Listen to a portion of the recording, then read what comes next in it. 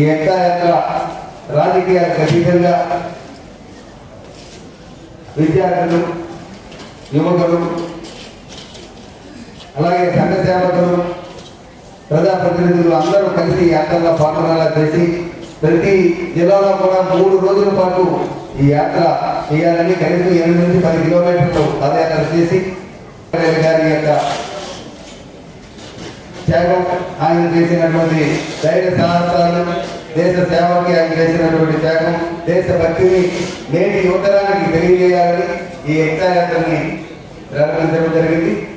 ఈరోజు మన శ్రీకాకుళం జిల్లాలో ఏర్పాటు చేసుకున్నటువంటి ఈ యాత్ర సభకి ముఖ్య అతిథిగా చేసినటువంటి శ్రీకాకుళం శాసనసభ్యులు నా సోదరులు గోండి శంకర్ గారికి, అలాగే టీసీఎల్ చైర్మన్ సోదరుడు అవినాష్ గారికి, అలాగే బీజేపీ అధ్యక్షుడు దాన్ని మై భారత్ అంటాం. ఇంతవరకు ఎన్వైకేగా ఉండేది, దాని పేరు మార్చి ఇప్పుడు మై భారత్ చేశారు. ఆ మై భారత్ కోఆర్డినేటర్ ఉద్యోగ గారికి, పెద్దలు స్వతంత్రం వచ్చిన తర్వాత మన దేశానికి జరిగినటువంటి తర్వాత పరిణామాల్లో కీలక పాత్ర పోషించినటువంటి సర్దార్ వల్లభాయ్ పటేల్ గారి జన్మదినం 150 సంవత్సరాలు అయ్యాయి. 1875 అక్టోబర్ 31న నాడియాలో గుజరాత్లో ఆయన జన్మించి తర్వాత ఆయన విద్యాభ్యాసం చాలా లేట్గా జరిగింది. 22 సంవత్సరాలు మెట్రికులేషన్ చేశారు. అయినప్పటికీ కూడా మళ్ళీ ఇంగ్లాండ్ వెళ్ళి లా పట్టా పుచ్చుకొని మళ్ళీ గుజరాత్ వచ్చి ఒక లాయర్గా స్థిరపడి అప్పుడు జరుగుతున్నటువంటి స్వతంత్ర పోరాటంలో మహాత్మా గాంధీ గారి యొక్క ఆయన సిద్ధాంతాలకి ఆయన ఇన్స్పైర్ ఆయనతో పాటు నడవాలని నిర్ణయించుకొని స్వతంత్ర పోరాటంలో ఆయన పనిచేసి అలాగే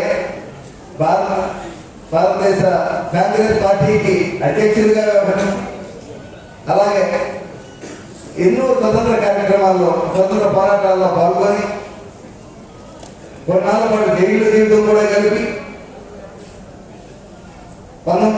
ఒక ప్రాంతం ఒక సమయంలో రైతులకు బ్రిటిష్ వారు ఇచ్చిన పన్నుల మీద ఆయన చేసినటువంటి నిరాహార దీక్ష దాంట్లో విజయం సాధించిన సమయంలో అప్పుడు ఉన్నటువంటి మహిళలందరూ కూడా ఆయన సర్దార్ని పిలవడం జరిగింది. ఆయనకి స్వతహాగా ఆయన అందరూ కూడా సర్దార్ని బిరుదునిచ్చారు. అప్పటి నుంచి ఆయన సర్దార్ వల్లభాయ్ పటేల్గా ఆయన్ని మనం గుర్తిస్తాం, పిలుస్తాం. ఆ రకంగా ఆయన స్వతంత్ర పోరాటం తర్వాత భారతదేశ తొలి ప్రధానమంత్రి నెహ్రూ ఆయన జరిగి ఉండాల్సింది.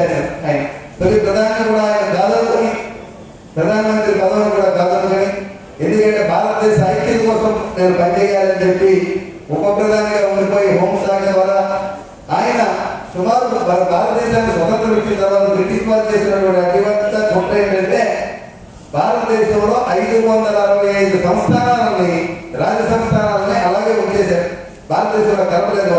మీ ఇష్టం, మీరు కలిస్తే కలవండి, మీరు లేదా స్వతంత్ర రాజ్యాలుగా ఉంటే ఉండండి, లేదా ఇస్తే పాకిస్తాన్లో జాయిన్ అయితే అవ్వండి అని చెప్పి మన దేశ ఐక్యతను దెబ్బతీయాలనే ఉద్దేశంతో మన దేశానికి స్వతంత్రం ఇచ్చారని పేరు కానీ దేశాన్ని చిన్నాభిన్నం చేసి వెళ్ళిపోయారు.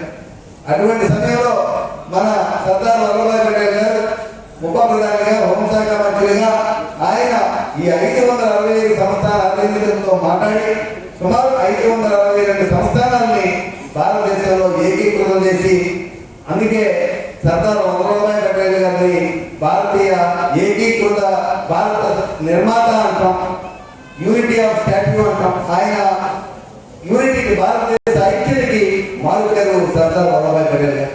అటువంటి మానవీయ యొక్క జీవిత చరిత్ర నేటి యువతరానికి తెలియాలి. ఆయన చేసిన త్యాగం, ఆయన చేసినటువంటి ధైర్య సాహసాలు నేటి యువతరానికి తెలియాలి. యువతకు ఎందుకు తెలియాలంటే ఈరోజు మళ్ళీ ఆత్మనిర్భర్ భారత్, వికసిత భారత్, మన గౌరవ ప్రధానమంత్రి నరేంద్ర మోడీ గారు వికసిత్ భారత్ 2047 అంటున్నారు.